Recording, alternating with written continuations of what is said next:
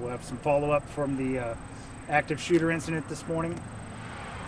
We got a call at 8:50 for a injured person at the Versailles Gardens Apartments.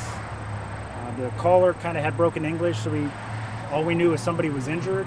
2 minutes later, at 8:52, we received a phone call that they heard shots fired in the area. Our first officer was on scene at 8:55. He confirmed shots fired.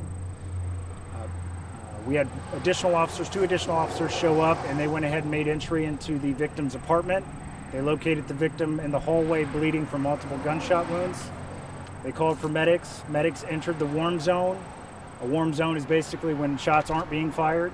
It quickly turned to a hot zone as bullets started coming through the wall at the officers and the medics. They took cover.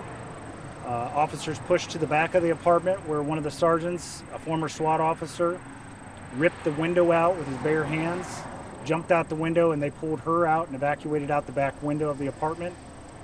They set up perimeter. We called in mutual aid. We called in SWAT. We had help from our federal partners at the FBI and the U.S. Marshal's office. And the scene kind of stayed that way for the next hour.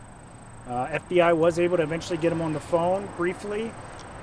Then they hung up. SWAT officers at 10:46 breached the apartment, and the suspect was taken into custody without incident at 10:48. Somehow, by the grace of God, no other injuries have been reported. None of the officers on scene were injured. Nobody in surrounding apartments were injured. I have no idea how, but as far as coming to a close, that's about as best as we could ask for.